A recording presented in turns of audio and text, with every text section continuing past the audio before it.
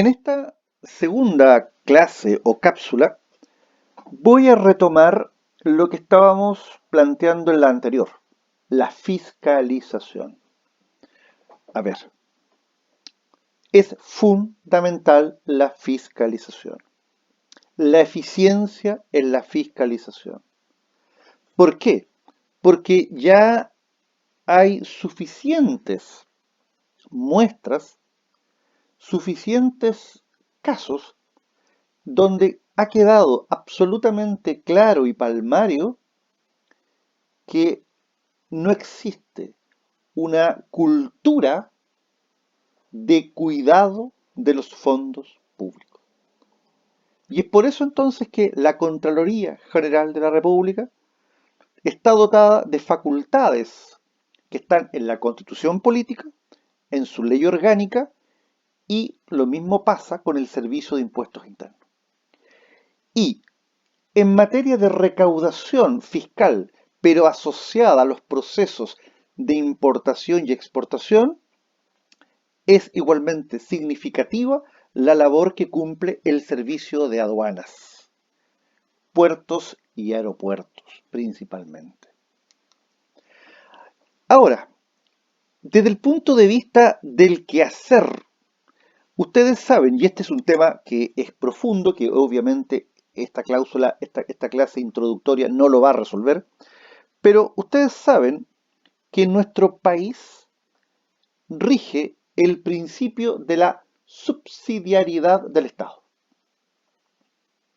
Eso significa entonces que el Estado está al servicio de la persona humana, pero el Estado no es un agente significativo o relevante en el mundo de la economía. El Estado solo puede participar en actividad económica cuando una ley con un cierto quórum de aprobación autoriza al Estado a participar en la vida económica. Hoy en día, la actividad económica en nuestro país está entregada al mundo privado, a los particulares. Uno de los anhelos en un futuro cambio constitucional es modificar esta idea del Estado subsidiario por el Estado solidario. Ya llegará el minuto en el cual busquemos respuestas a esa pregunta y veamos la conveniencia o inconveniencia en ese punto. Pero por ahora tenemos que decantar las cosas en el estado en que se encuentra. Nuestro país, a partir de la vigencia de la Carta Fundamental de 1980, Chile descansa en una idea de un Estado subsidiario. Es decir, los privados desarrollan la actividad económica y el Estado supervigila esa actividad. ¿Y a través de qué lo hace? A través de los organismos regulatorios, que no son otra cosa que las superintendencias, que son organismos de fiscalización para un área o área de negocios focalizada. Y es por eso que existe una superintendencia de bancos e instituciones financieras. ¿Cuál es su foco? Los bancos, todos los bancos, incluyendo el Banco del Estado de Chile, los bancos privados y el resto de las instituciones financieras. La Superintendencia de Seguridad Social. Esta Superintendencia de Seguridad Social, por ejemplo, vela por, o fiscaliza, más bien dicho, cajas de compensación, mutualidades, administradoras, o sea, en el fondo, todo lo que es la seguridad social en Chile. Mutualidades principalmente, cajas de compensación, o sea, organismos vinculados a la seguridad social. Superintendencia de Valores y Seguros. ¿Cuál es su foco? Las diferentes compañías de seguros. Las compañías de seguro que ofrecen u ofertan al público seguros de accidentes personales, seguros de vida, etc., seguros contra robo, contra incendio, contra tsunamis, contra terremotos, etcétera, etcétera. Superintendencia de Electricidad y Combustible. ¿Cuál es su foco? Las compañías que distribuyen, que producen, que generan, que transportan electricidad. Y lo mismo pasa con la temática de los combustibles. La Superintendencia de Servicios Sanitarios todas las empresas de servicios sanitarios. Superintendencia de Salud, las ISAPRES, FONASA. Superintendencia de Casinos de Juego. O sea, hay un organismo fiscalizador de los casinos en Chile. Y me refiero a los casinos que tienen reconocimiento legal, porque evidentemente que esta superintendencia de casinos no tiene mucha injerencia en todos aquellos casinos informales por todos conocidos. La superintendencia de pensiones, las famosas AFP, la superintendencia del medio ambiente, la superintendencia de educación escolar, la superintendencia de insolvencia y reemprendimiento. Esta última va a tener un trabajo arduo. Se proyecta una crisis económica fuerte en el país. Se proyecta una recesión. Muchísimas personas van a entrar en insolvencia. Es decir, no van a poder pagar sus cuentas. Y por lo tanto, esta superintendencia va a tener que reglamentar, o sea, más que dicho, fiscalizar la relación entre bancos, deudores, entre acreedores y deudores. ¿Por qué? Porque esta ley, en definitiva, lo que busca es que la persona pueda, al transcurrir ciertos años, pueda poder reencontrarse en una actividad que le implique en algún minuto obtener algún nivel de ganancia. También la institucionalidad política está representada por la función jurisdiccional. Justicia, darle a cada uno lo que le corresponde. En nuestro país, el Poder Judicial tiene una estructura piramidal y jerárquica. Y esta estructura está conformada, en primer lugar, y en la cúspide, está la Corte Suprema, que es un tribunal integrado por 21 jueces que tiene su asiento o domicilio en la ciudad de Santiago.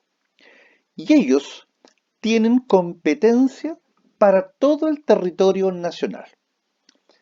Es interesante sí que ustedes desde ya sepan que la Corte Suprema divide su trabajo en 4 salas, cada una conformada por 5 jueces. Por lo tanto, hay 20 jueces cuya función es la administración de justicia para todo Chile. Y el juez o ministro de la Corte Suprema número 21, él cumple una función de presidente por el lapso de 2 años y su función principalmente es de gestión administrativa del Poder Judicial. Ahora, la Corte Suprema funciona, como les decía yo, en 4 grupos o 4 salas. Una sala ve todos los asuntos, digamos, de materias civiles, arrendamientos, disputas de propiedades, cobranzas, para todo Chile. Otra sala ve solo asuntos penales de todo Chile. Otra sala ve asuntos laborales de todo Chile y otra sala ve asuntos constitucionales de todo Chile y administrativos. Por lo tanto, lo que se busca con este sistema de trabajo es la unificación de los fallos.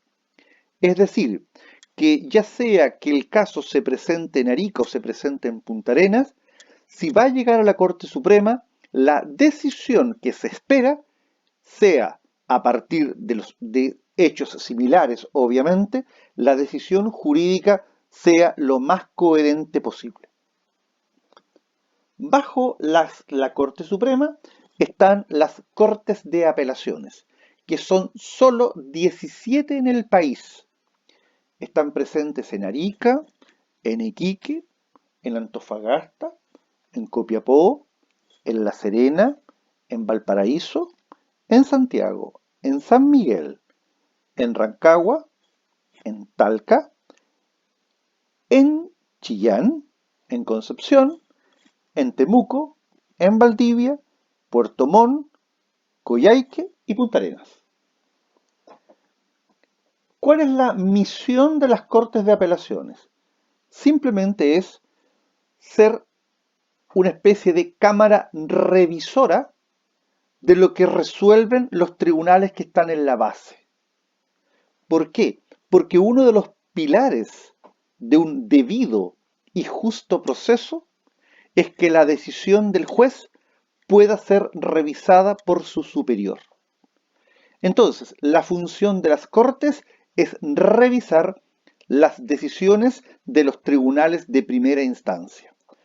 Y dentro de los tribunales de primera instancia están los tribunales civiles, los tribunales penales, los laborales y de cobranza previsional, los tribunales de familia, los tribunales tributarios y los tribunales vinculados al medio ambiente. Por lo tanto, lo que se resuelve en la base puede ser examinado, revisado por la Corte de Apelaciones. Y lo resuelto por la Corte de Apelaciones, a su vez, puede terminar siendo revisado por la Corte Suprema. A ver, para quienes de alguna manera quizás hayan visto alguna serie o alguna película sobre temas judiciales, les quiero aclarar un punto. En nuestro país, en general, podemos decir que cualquier situación, de hecho, cualquier caso, puede llegar a la Corte Suprema. O sea, en términos generales yo puedo llegar a la Corte Suprema por temas de medio ambiente, tributarios, de familia, laborales, penales y civiles. Puedo llegar a la Corte Suprema. Y hay mecanismos sumamente rápidos para llegar a la Corte Suprema. Ya se los voy a explicar en su minuto. A diferencia de lo que ocurre, por ejemplo, en los Estados Unidos. Como allá, ustedes saben, coexisten dos sistemas. El sistema federal y el sistema estatal. Cada estado tiene su propia estructura orgánica judicial. Por lo tanto, en cada estado de los 50 hay tribunales de base, hay cámaras de apelaciones y hay Corte Suprema. Pero además, y en lo federal, existe una Corte Suprema integrada por 9 jueces en los Estados Unidos. Pero allá, no todas las materias o no todos los casos pueden llegar a la Corte Suprema. Porque allá, a diferencia de lo que ocurre en Chile, donde en general la Corte Suprema tiene que resolver lo que las partes le solicitan que resuelva, en Estados Unidos es al revés. La Corte Suprema elige los casos que quiere resolver. En nuestro país, yo presento un caso a un tribunal, voy a la Cámara, a la Corte de Apelaciones y puedo llegar a la Corte Suprema. Y necesariamente me tienen que resolver el caso. En Estados Unidos es la propia Corte Suprema la que elige de los problemas con rango federal y de significación ciudadana que va a haber. Por eso que ellos allá se hicieron cargo en su minuto de los problemas de aborto, de matrimonio igualitario, de libertad de conciencia, a propósito, por ejemplo, de la guerra de Vietnam. Acuérdense que en definitiva ellos son los que de alguna forma resolvieron qué significaba el tema de la objeción de conciencia de aquellas personas que no querían ir a la guerra de Vietnam. Y lo mismo pasó, por ejemplo, que la Corte Suprema en todos aquellos casos en que se ha cuestionado las grandes libertades, la libertad de expresión, la libertad de prensa. O sea, el esquema es completamente diferente. Bien, con esto creo haberles a ustedes, a lo menos, ilustrado muy genéricamente que cuando me estoy refiriendo a la institucionalidad política me estoy refiriendo a la manera, a la forma o a los mecanismos conforme a los cuales desenvolvemos nuestra vida institucional. Sobre todo, esto hay que tenerlo muy claro, porque hoy, estamos a puertas de un plebiscito que tiene por objeto que la ciudadanía se pronuncie si está o no de acuerdo con que en nuestro país se discuta, se promulgue y se ponga en vigencia una nueva constitución. Pero es fundamental para poder, digamos, inmiscuirse en este proceso, entender cómo hoy en día nuestra institucionalidad funciona. Porque a partir de ahí yo puedo sacar conclusiones. ¿Qué aspectos de los que existen hasta el día de hoy podemos nosotros considerarlos positivos y que han de permanecer en el tiempo? ¿Y qué aspectos nosotros necesitamos hoy día que sean modificados, reformulados. ¿Para qué? Para hacer un cambio de óptica en este proceso de reformulación. ¿Por qué? Porque lo que debemos buscar es que una eventual nueva Carta Fundamental, por un lado, nos represente como ciudadanía, pero al mismo tiempo sea capaz de dar respuesta no solo al presente, sino que principalmente al futuro. Tengámoslo absolutamente claro, una nueva constitución de existir lo va a hacer en 2 o 3 años más. Su puesta en práctica no menos de 5 años. Y una evaluación certera, por lo menos, tiene lugar cuando la constitución, está vigente 10 o 20 años. O sea, lo más probable es que ustedes lleguen a la adultez y todavía una nueva constitución no llegue a la madurez necesaria. Por lo tanto, es muy importante entender lo que hoy día tenemos, ojo, y que muchas de esas cosas devienen y vienen desde, digamos, de tiempos inmemoriales, y entender que hoy se requiere un cambio, indudablemente, se requiere una actualización, indudablemente, pero tenemos que tener claro, conocer en general nuestra institucionalidad para proyectar y promover los eventuales cambios que sea del caso realizar.